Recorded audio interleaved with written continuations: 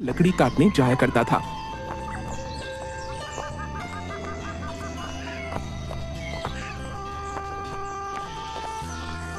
एक दिन अरे भाई, आज तो सारी लकड़ियों को काट ही दूंगा।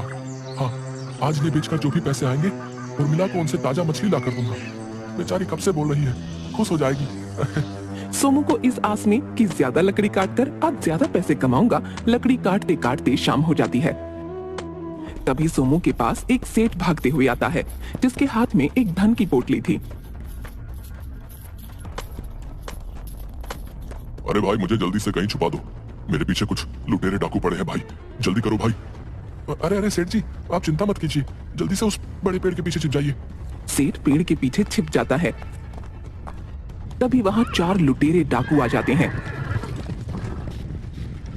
क्यों रे, क्या तूने यहाँ किसी सेठ को भागते हुए देखा है? बता हमें। नहीं नहीं डाकू महाराज, मैंने तो किसी भी सेठ को यहाँ से भागते नहीं देखा। तभी एक डाकू जो तोतला होता है, अले तो लक्कल हाले, तुम तट बोल रहे हो ना? उस सेठ के हाथों में एक दंती तोतली भी थी। अगर तुमने हमें धूत बोला तो तुम्हारी थैल नहीं। हाँ थम दे तुम, हम लुटेले दातू हैं। हाँ लुटेले दातू। डाकू भाई, जरा रुक कर बोलोगे तो कुछ समझ में आ जाएगा। मुंह से सुपारी थूक दो ना। ताले मेला मदाद दो ना ताले हैं तो लोग दला, मैं अभी बताता हूँ। तो जल्दी थे, तेज का पता बता। नहीं नहीं डाकू महाराज, मैं सच बोल रहा हूँ, मैंने यहाँ से किसी भी सेठ को भागते नहीं देखा जिनके हाथों में धन की पोटली हो। लगता है आप जिस सेठ की बात कर रहे हैं वो किसी और दिशा में चला गया होगा। उस्ताद, लगता है ये लकल हालात तीत बोल रहा है। वो थे दलुल दुथी दिशा में ही गया होगा। चलो यहाँ थे। अच्छा ठीक है, चलो फिर यहाँ से। वो सेठ बचकर जाना नहीं चाहिए, हमें उसकी वो धन की पोटली चाहिए। जिसके बाद सभी लुटेरे डाकू वहां से चले जाते हैं। तभी सेठ पेड़ के पीछे से निकल कर आता है। तुम्हारा बहुत बहुत धन्यवाद भाई, आज तो तुमने मुझे बाल बाल बचा लिया। लेकिन सेठ जी, आप उन डाकुओं से ऐसे भाग क्यों रहे थे? और वो डाकू आपके ही पीछे क्यों पड़े? अरे भाई, मैं दूसरे गांव का एक सुनार हूँ। आज मेरी दुकान में कुछ लुटेरे डाकुओं ने मेरा धन लूटने के लिए हमला कर दिया। बड़ी मुश्किल से मैं अपनी जान बचाकर भागा और जितना भी धन मेरे पास था सब इस पोटली में बांध लिया और भागते भागते इस जंगल में आ गया। और लुटेरे डाकू भी मेरा पीछा करते करते यहाँ आ गए। वो मुझसे मेरे धन की ये पोटली लूटना चाहते हैं। सेठ जी, वो डाकू आपको ही ढूंढ रहे हैं, ज्यादा देर यहाँ रुकना सही नहीं होगा, आप मेरे साथ मेरे घर चलिए। जिसके बाद वो सेठ सोमू के साथ उसके घर जाता है।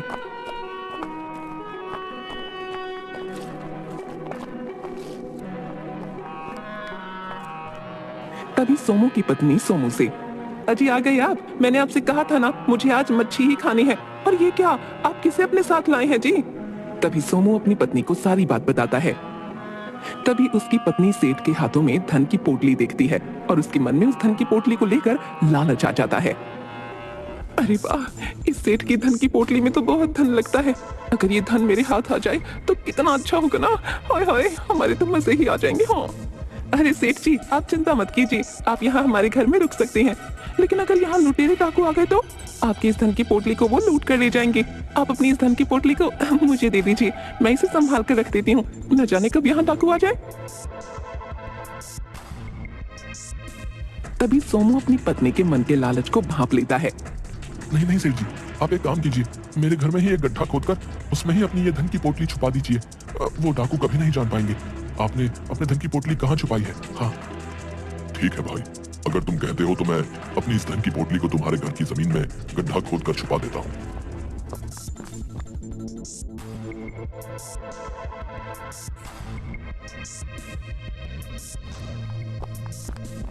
सेठ जी, अब आप आराम कीजिए।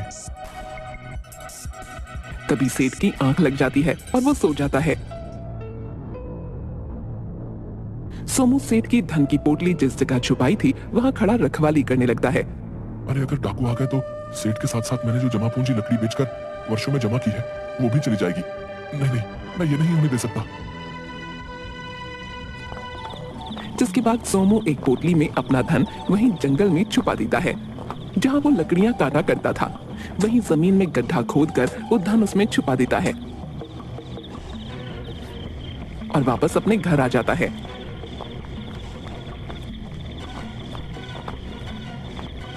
थोड़ी देर बाद सोमू के घर पर 4 लुटेरे डाकू आ जाते हैं। अरे ओ लकड़हारे, उठ, तूने हमें धोखा दिया है। वो सेठ तेरे ही घर आया था, बता वो कहाँ है?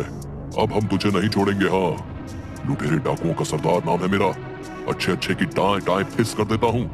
और तू मुझसे ही होशियारी करने चला था। सोमू डाकुओं की ये बात सुनकर चौंक जाता है। अपने आसपास देखता है, उसे कहीं भी सेठ नजर नहीं आता। अरे वो सेठ जी कहाँ चले गए हैं? हे भगवान, लगता है वो सेठ जी भाग गए। अब ये लुटेरे डाकू मुझे नहीं छोड़ेंगे। अरे कलदाल, लगता है ये ऐसे नहीं बताएगा। वो तेज कहाँ है?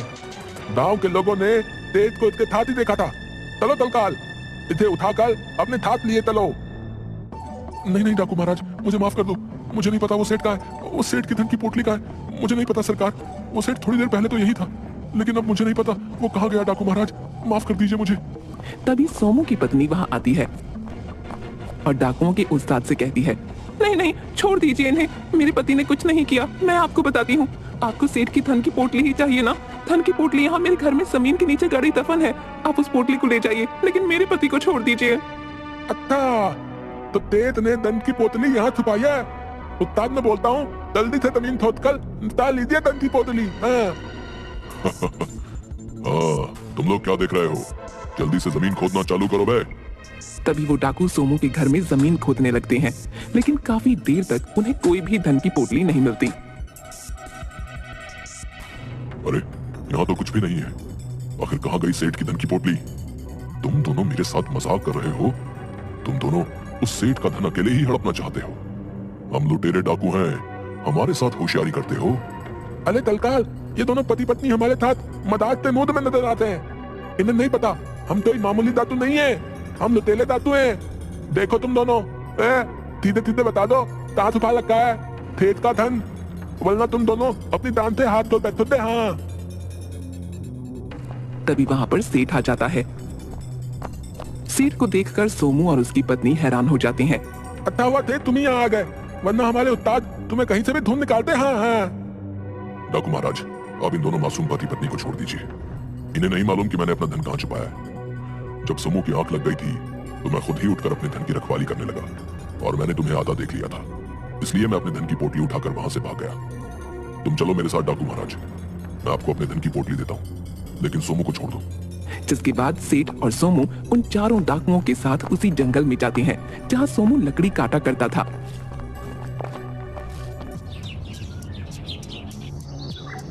ओए तेज, खत्तर बता कहाँ छुपाई है तुमने धन की पोटली? जल्दी बता, दिमाग की थोती मत कर, बता रहा हूँ। हाँ डाकू महाराज, मैंने अपनी धन की पोटली यहाँ जंगल में जमीन के नीचे छुपा दी थी। तुम मेरी धन की पोटली निकाल कर ले जाओ। सोमू सेठ की ये बात सुनकर बहुत हैरान हो जाता है, क्योंकि ये तो वही जगह है जहाँ पर सोमू ने अपना धन छुपाया था। अच्छा, हमसे होशियारी करता है? हम लुटेरे डाकू हैं। हाँ सेठ, अब देख, हम तेरा सारा धन ले जाएंगे। तभी डाकू जंगल में जमीन खोदकर वो धन की पोटली निकालते हैं। तभी सोमू ये देखकर हैरान हो जाता है, क्योंकि वो तो सोमू की ही धन की पोटली थी। हे भगवान, ये तो मेरी ही वर्षों की जमा पूंजी से जमा किया हुआ धन है, लेकिन सेठ इसे अपना धन क्यों बता रहा है? हे भगवान, अब मैं क्या करूंगा? इस सेठ ने तो मेरे साथ धोखा किया है। हाय हाय, अब तो मेरे पास कुछ भी नहीं बचेगा। अरे वाह वाह, हमें तो माल मिल गया। देखो तलकाल, ये रहा तेल का तना। हाँ। अरे हाँ, चलो यहाँ से। इतना धन तो हमारे लिए पर्याप्त है। आखिरकार हमने सेठ का धन लूट ही लिया। हाँ। जिसके बाद वो डाकू वहां से सेठ के धन की पोटली लेकर चले जाते हैं। सेठ जी, आपने ऐसा क्यों किया? आपने अपना धन न देकर उन लुटेरे डाकुओं को मेरी बहुत मेहनत से जमा की हुई पूंजी को ले जाने दिया, और अपना काफी सारा धन न जाने कहां छुपा दिया। ये आपने अच्छा नहीं किया सेठ जी। अब मैं क्या करूंगा? अरे अरे सोमू, तुम दुखी मत हो। मैंने तुम्हारे साथ कोई अन्याय नहीं किया है। जब तुम यहाँ इस जंगल में अपना धन छुपाने आए थे, उसी वक्त मेरी आंख खुल गई थी, और मैं भी तुम्हारा पीछा करता करता यहाँ आ गया था।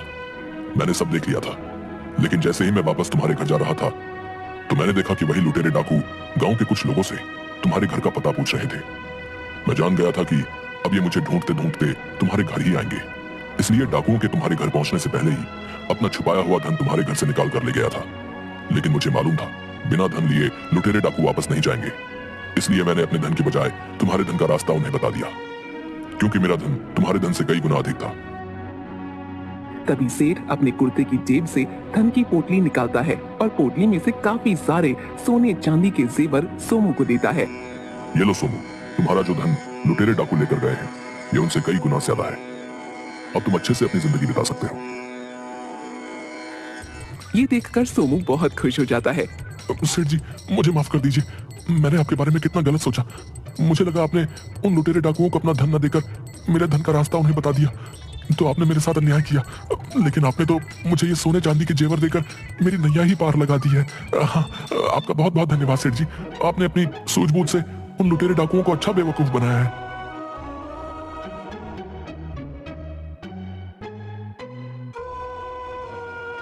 इसके बाद सोमू अपनी पत्नी उर्मिला के साथ खुशी खुशी रहने लगता है।